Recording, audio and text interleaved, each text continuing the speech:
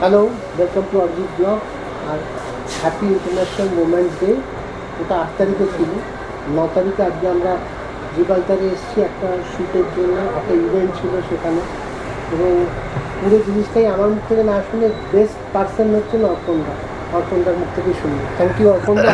নমস্কার। এবং আপনাকে অনেক অনেক ধন্যবাদ যে আপনি প্রত্যেক বছর আমার ওমেন্স ডে আসা মানে জানি যে এবার জিবাল্টারে যাওয়ার একটা স্পেস রয়েছে, অপনদা একটা সুযোগ করে দেবে আমার কোনো না কোনো ফাইটারদের এখানে নিয়ে আসা, যারা ওমেন ফাইটার আমার যারা শক্তি সম্মান পায় তাদেরকে গত বছর থেকে এই বছরও সেই সুযোগটা অপনদা করে দিয়েছে এখানে আনা।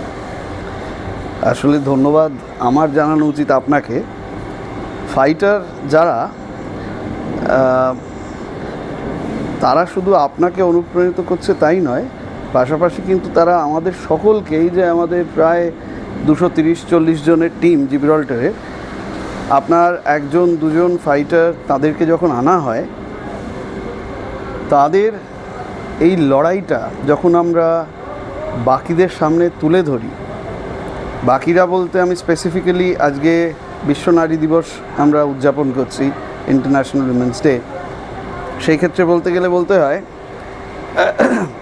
আমরা সাধারণত পুরুষরা যে ধরনের চ্যালেঞ্জেস নিয়ে কাজ করতে আসি আর যে ধরনের চ্যালেঞ্জেস নিয়ে মহিলারা কাজ করতে আসেন, দুটোর মধ্যে কিন্তু বিস্তর ফারাক। আপনি যেখানে বসে আছেন এটা জিব্রাল্টারের প্লান্ট। এইটা অবস্থিত জায়গাটির, গ্রামটির নাম হচ্ছে অঙ্কুরহাটি প্রশস্ত মৌজা, গ্রামের নাম অঙ্কুরহাটি। একদম বম্বে রোডের ওপরেই আমরা অবস্থিত। এইখানে এই গ্রামের বহু মহিলারা আমাদের এখানে কাজে আসেন। বেশিরভাগই আনস্কিল্ড জব বা কিছু কিছু সেমি স্কিল্ড, খুব কম স্কিল্ড। তারা একদমই আমাদের সব ফ্লোর লেভেলে এসে তারা জয়েন করেন। আজকের দিনে তারা কিন্তু সবাই স্কিল্ড। তারা যখন এসেছিলেন তার আগে তারা আদৌ কখনো কোনো ফ্যাক্টরি এনভায়রনমেন্টে, কোনো কোম্পানিতে চাকরি করা তো দূরস্থ, গেট দিয়েও ঢোকেননি খুব সম্ভবত। আমরা একটা প্রকল্প রেখেছিলাম। প্রথম আমরা শুরু করি, ওনাদের ইনভলভমেন্ট কিভাবে সেটা বলি।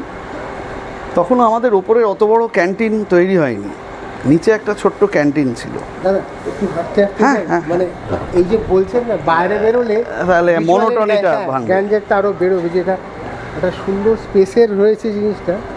তো এই ক্যান্টিনে আমাদের এই ওপরের এত বড় ক্যান্টিন, যেখানে আমরা একসঙ্গে 100 লোকের উপরে বসে খাচ্ছি, সেটা তৈরি হওয়ার আগে আমাদের একটা ছোট্ট ক্যান্টিন ছিল এখানে।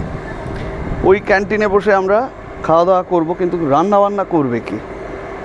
আমাদের তাহলে আবার একটা কিচেন বানাও, এটা করো ওটা করো। আমাদের শুরুর দিকে সেসব কোনো প্ল্যানই সেভাবে রাখতে পারিনি। তখন আমরা ঠিক করি যে গ্রামের কিছু মহিলাদের ইনভলভ করব, তাদেরকে আমরা প্লেট বেসিসে একটা দাম নির্ধারণ করে দেবো, যাতে তাদের চাল ডাল নুন তেল, কখনো ডিম ভাত মাছ ইত্যাদি কিনতে যা পয়সা লাগে সেটা যাতে কাভার হয়, উপরন্তু তাদের যেন কিছু একটু রোজগার হয়, ইনকাম সোর্স জেনারেট। একদম সেই দিয়ে আমাদের শুরু হচ্ছে গ্রামের মহিলাদের সঙ্গে প্রথম কানেকশন। তারপরে আমরা কিছু কিছু যেগুলো সেফটি ক্রিটিক্যাল জব নয়, যেখানে সেফটি অ্যাসপেক্ট নিয়ে আমরা অত ভাবি না, সেরকম কিছু জায়গায় আমরা 2-4 জন করে মহিলা ইন্ট্রোডিউস করতে আরম্ভ করলাম। ওনারা আসছেন, ওনারা কাজ করছেন, ওনারা আনন্দ পাচ্ছেন, ওনারা ইমপ্রুভ করছেন, এবং আস্তে আস্তে সেফটি ক্রিটিক্যাল তো দূরস্থ, অত্যন্ত মানে ইম্পর্ট্যান্ট এবং কোয়ালিটির প্যারামিটারে খুব ক্রিটিক্যাল কিছু কিছু জায়গায় আমাদের এই মহিলা টিমকে ইন্ট্রোডিউস করা আরম্ভ হলো। এবং তারা ক্রমে ক্রমে ক্রমে ক্রমে most of them surpassed the skill set which was required for those particular operations, and তাও আবার পুরুষ মানুষরা যেটা করছিল, পুরুষ মানুষদের যে আউটপুট ছিল কিছু কিছু পার্টিকুলার ডিপার্টমেন্টে, তার থেকে ওদের আউটপুট বেড়ে গেল। ওরা অনেক বেশি ডেডিকেটেড, অনেক বেশি ঠান্ডা মাথায় জড়ো হয়ে কী করে কাজটা করা যায় সেটার দিকে ফোকাস করে। মজার ব্যাপার কি হলো, দেখা গেল পুরুষ নারী, আমরা ভেদাভেদে যাচ্ছি না, কিন্তু হ্যাঁ একটা কথা না বললেই নয়, যারা পুরুষ মানুষরা এখানে চাকরি করতে আসে, আমি এখনও যা যা বলছি সমস্তই in perspective with the shop floor, মানে একদম শপ ফ্লোরের পার্সপেক্টিভ থেকে বলছি। I am not talking about the women who are working in the management team. Management টিমে যারা, তাদের চিত্রটা আলাদা, যারা ওয়ার্কার লেভেলে, যারা হাউসকিপিং লেভেলে, একদম আলাদা, দুজন আলাদা আলাদা লড়াই, এবং এই লড়াইটা আমরা খুব কাছে থেকে অবজার্ভ করি। একটা খুব অদ্ভুত ব্যাপার, এই যারা শপ ফ্লোর লেভেলে আছেন, এনারা তো দূরস্থ, এনাদের দূর দূরান্তে কোনো মহিলা গ্রামের কোনো ফ্যাক্টরিতে এই ধরনের গাউন পরে এটা ওটা পরে কাজ করেনি। আমরা কিন্তু সেগুলো ইন্ট্রোডিউস করলাম, ওনাদের ইএসআই হলো, পিএফ হলো, সমস্ত রকম রোজগার, বেনিফিট, বোনাস, ইনসেন্টিভ সব কিছু পেতে আরম্ভ করলো। দেখা গেল they were actually outperforming the deliverables, যেগুলো পুরুষ ওয়ার্কারদের থেকে পাচ্ছিলাম তার থেকে ওরা বেটার করতে আরম্ভ করলো, এবং খুবই আমরা খুশি হলাম ওদেরকে নিয়ে। এদের চ্যালেঞ্জটা নিয়ে একটু বলি। এই যে সমস্ত, এই যে আমাদের টিমটা, যাদের মানে এই যে মহিলা টিম যারা ওয়ার্কারের অংশে রয়েছে, এদের বাড়িতে রান্নাবান্না করতে হয়, নিজের পরিবার, নিজের বাচ্চা কাচ্চা, বর, শ্বশুর শাশুড়ি, তারাকে অসুস্থ, তাদের দেখাশুনো, তাদের ওষুধ বিষুধ, তাদের হাসপাতাল, ডাক্তার, ঘর সমস্ত করে তারপরেও তাকে কাজে আসতে হয়, নির্ধারিত সময়ে কাজে আসতে হবে, কাজে এসে কাজ করে ক্লান্ত না হয়ে বাড়ি ফিরতে হবে। মজার জিনিস দেখতাম, এর আগে আমাদের জন্মদিনের অনুষ্ঠান হলে প্রত্যেককে আমরা একটা করে কেক প্রেজেন্ট করতাম, এবং সবাই, বেশিরভাগ ছেলেরাই দেখতাম কাটতো, কেটে নিজেরা খাচ্ছে, ওকে খাওয়াচ্ছে, খেয়ে দিয়ে বাড়ি যাচ্ছে। মহিলাদের মধ্যে আমি একজনকেও কখনো দেখিনি যে কেকটা এখানে, না না না না থাক, আমি বাড়ি নিয়ে যাবো। ওর নেচারটাই হচ্ছে বাড়ি নিয়ে যাবে, বাড়িতে আমার বাচ্চাও খাবে, আমিও খাবো, আমার হাজব্যান্ডও খাবে, আমার শ্বশুর খাবে, শাশুড়ি খাবে, একটু বাঁচলে আবার, মানে ওদের দৃষ্টিভঙ্গিটাই আলাদা। তো সারাদিন এই সাংঘাতিক কাজের প্রেশার, তারপরে গিয়ে সংসার সামলানো। আমার যে কজন ওয়ার্কার আছেন তাদের মধ্যে যতজন পুরুষ worker, I don't think anybody, বারিং 1 or 2, anybody needs to do that. তারা রাজার মতো বাড়ি থেকে আসেন, তারা নির্ধারিতভাবে কাজ করে আবার রাজার মতো কিন্তু তারা বাড়িতে গেলে এই চাটা বসিয়েছো, মুড়ি খাবো, ভাত খাবো, শুতে যাব, বিছানাটা হয়েছে তো, এটা মারাত্মক। এবং এই যেই সমাজের যে অংশটা নিয়ে আমরা কথা বলছি মূলত, সেখানে যে মহিলারা বাড়ি ফিরছেন, আপনি দেখবেন বাড়ি ফেরার পরে তার হাজব্যান্ডরাও অনেক ক্ষেত্রেই খুব কোঅপারেটিভ নয়। তাদের মধ্যে কেউ হয়তো মাতাল, কেউ হয়তো ফিজিক্যালি অ্যাবিউজ করছে, এরকম প্রচুর কেস আমরা আগে দেখেছি। আস্তে আস্তে সেগুলোকে কিভাবে কি হেল্প করা যায়, কিভাবে ইমপ্রুভ করা যায়, we have all worked towards that. তো এইভাবে আমাদের মূলত জার্নিটা চালু হয়েছিল, আমাদের যে এখানে মহিলা টিম যারা, তাদের নিয়ে। এবারে বলবো আমি কর্পোরেট, আমাদের যারা ম্যানেজমেন্টের দিকে আছে। এই ম্যানেজমেন্টে যারা আছেন, এই সমস্ত মহিলারাই ছোটো থেকেই তারা পড়াশুনো করে শিখে বুঝে এগিয়েছে যে না, আমি ভবিষ্যতে কাজ করব, এটা ভেবেই তারা এসেছিলেন। তাদেরও কিন্তু সেই যুদ্ধটা একই থাকে, বাড়ি গিয়ে রান্না করা থেকে আরম্ভ করে তাদের ফ্যামিলিকে দেখাটা, বলার একটা জোর থাকে, হ্যাঁ আমি এটা করব না, আমি, হ্যাঁ একদম, আপনার নিচে যারা কাজ করছে তারা পাচ্ছে না। ওদের বাড়িতে তাও যারা আমার ম্যানেজমেন্ট টিম, তাদের প্রত্যেকেই বাড়িতে কাজের লোক, হেল্পিং হ্যান্ড, এটা ওটা সবারই সেই ব্যবস্থা আছে। তারা যোগ্য শিক্ষা পেয়ে এই কাজের জন্য তৈরি হয়ে এসেছে। তারা মানসিকভাবে ছোট থেকেই বড় হয়েছে, হ্যাঁ আমরা কাজ করতে পারবো, 5 জনের সঙ্গে আমরা সমান হয়ে এগোবো। এবং তাদেরকেও মানে নানা রকমভাবে নানা প্রবলেমের মধ্যে দিয়ে যেতে হয়। আমি আপনার প্রশ্নে ফিরে গিয়ে বলতে চাইবো যে আমরা কি কি এক্স্যাক্টলি ওনাদের জন্য করলাম বা করার চেষ্টা করলাম।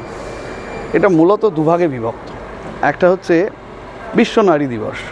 বিশ্ব নারী দিবসে আমরা কি করেছি? বিশ্ব নারী দিবসে আমরা প্রত্যেকজন উইমেন ওয়ার্কারদেরকে একটি করে ক্যান্সারের ইন্স্যুরেন্স তুলে দিয়েছি।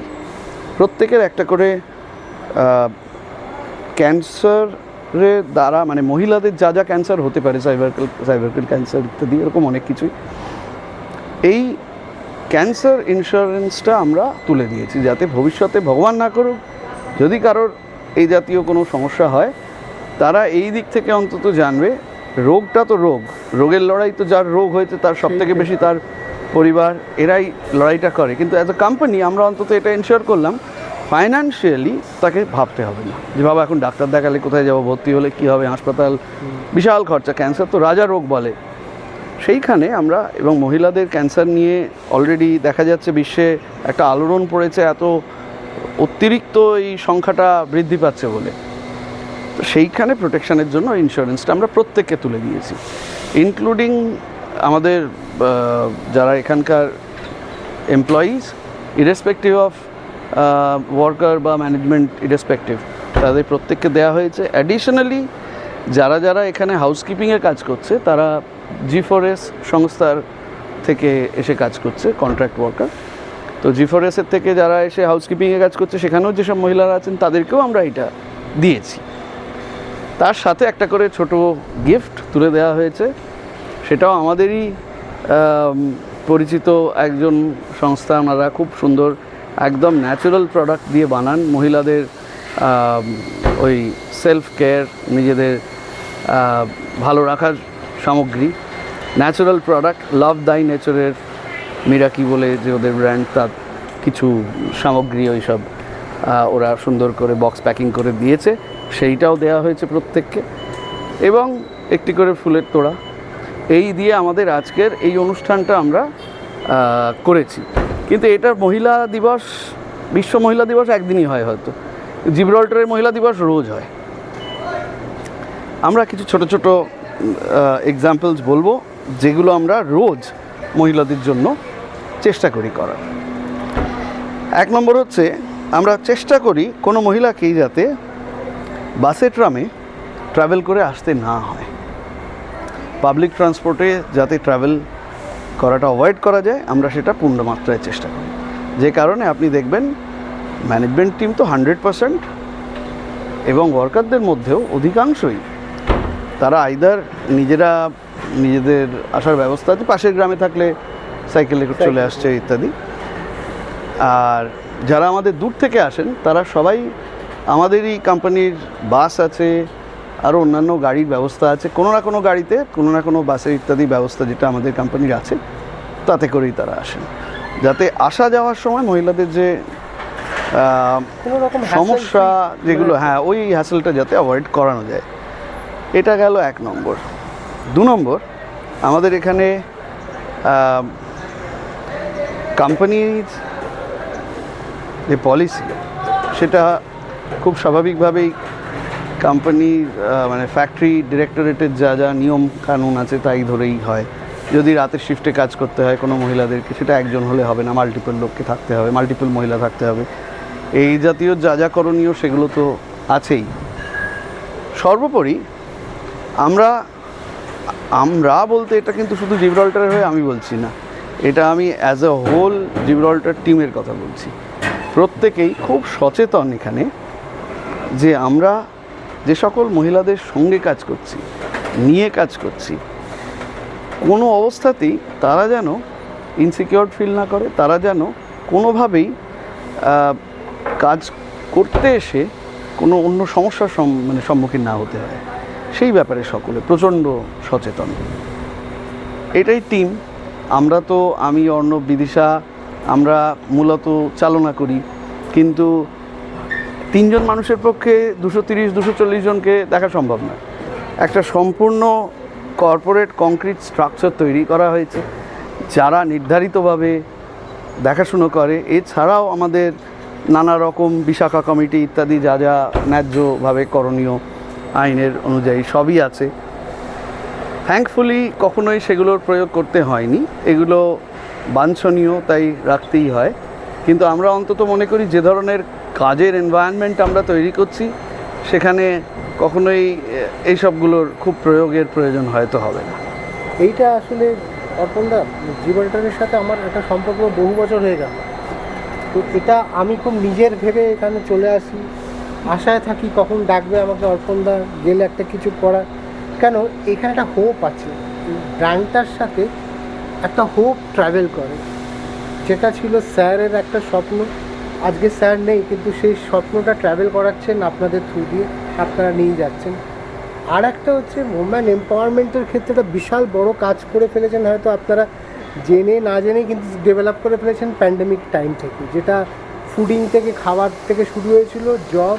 এবং এই মহিলারা হয়তো বলতে পারছে না, তাদের সেই জায়গা নেই, সেই মাধ্যম নেই, যে তাদের একটা হোপ, তাদের একটা স্বপ্নকে জীবনটা কিন্তু আজকে একটা মানে স্বপ্নটাকে ট্রু করে দিয়েছে, যেটা ওরা সব কিছু কেন মুখ বুঝে পাচ্ছে না, তো ওটা ওদের কাছে এটা একটা অক্সিজেন। Self independent, respect. বাড়িতে কেউ বলছে না ঘরটা মোছো, এটা করো, এখানে আমি আমার কাজটা যেটুকুনি ডিউটি, তার মালিক আমি। একদম। অর্পণদা, এই ভিডিওটা শেষ করবো ব্লগটা, যারা এই সুযোগটা এখনো পাননি বা পান না, যারা মানে কোথাও গিয়ে জীবনের দিশাটা হারিয়ে ফেলছেন, বুঝতে পারছেন না কি হচ্ছে, হোপ নেই, ভাবছেন আর হলো না, ভুল সিদ্ধান্ত নিয়ে ফেলছেন, সেই সব মহিলাদের জন্য কি মেসেজ থাকবে আপনি?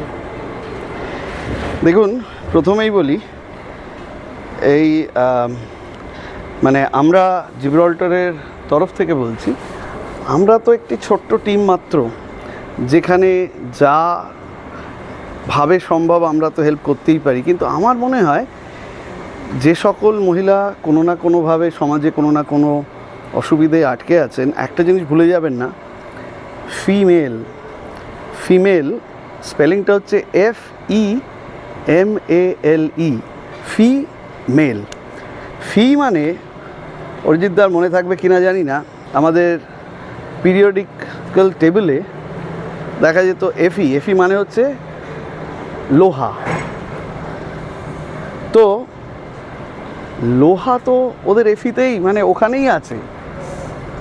তো একজন পুরুষ মানুষের সঙ্গে যখন লৌহ শক্তির মতো অ্যাড করা হয়, তখন একজন নারীতে পরিণত হয়। সুতরাং তাই জন্যই বোধহয় ফিমেল লেখা হয়। এবং এই ফিমেল যে সমগ্র শ্রেণী, এদের মধ্যে তো কেউ অনেকটা সুবিধে পাচ্ছেন, কেউ হয়তো অসুবিধে হচ্ছে। হাল ছাড়লে চলবে না। আমার একটাই বক্তব্য, হাল ছাড়া যাবে না। প্রত্যেকের জন্য ভগবান কিছু না কিছু উপায় করে পাঠিয়েছেন, চেষ্টাটা করলে সেটা অবশ্যই হবে। যেটা আপনার কাছেও গিয়ে আমরা শিখেছি, শক্তি সম্মানে দেখেছি লোকে কিভাবে কত কষ্ট করে, কত মানে বাধা অতিক্রম করে ওই জায়গাটায় আসছে। দিশার সাথে সেশনটাতে সেটাই প্রমাণ হলো। সুতরাং হাল ছেড়ো না বন্ধু, কিছু না কিছু করা যাবে। তো থ্যাংক ইউ সবাইকে এই ব্লগটা দেখার জন্যে। আর আমি অ্যাডভান্স বুকিংটা করে যাই 2027-এ মোস্ট ওয়েলকাম। একদম, ওটা কিন্তু বাধা থাকে, একদম একদম। তো আমি যতদিন বেঁচে থাকবো আমি জ্বালিয়ে যাব, কিন্তু যে আসতে হবে, বিকজ নিশ্চয়ই এইটা শুধু আমার পক্ষে এখানে আসা না, আমাকে ওই মানুষগুলোকে একটা প্ল্যাটফর্ম দেওয়ার একটা সুযোগ, যেখানে তারা তাদের মনের কথাটা আপনাদের সামনে খুলে বলতে পারে, আর আমরাও প্রমাণ করাতে পারি they are capable to do anything. খালি একটু সুযোগ দিন। সবাই ভালো থাকবেন, সুস্থ থাকবেন, অরিজিৎ অফিসিয়াল ব্লগের সাথে থাকবেন। আর মেন আমার ইউটিউব চ্যানেলটা, অরিজিৎ অফিসিয়াল ইউটিউব চ্যানেলটা সাবস্ক্রাইব করে দেখতে ভুলবেন না। ভালো থাকুন, সঙ্গে থাকুন। খুব শীঘ্রই আমরা আসছি শক্তি সম্মান 2026 নিয়ে। সব কিছু আপনাদের কাছে খুব শীঘ্রই প্রমোশনে আমরা যাচ্ছি। ভালো থাকবেন সবাই।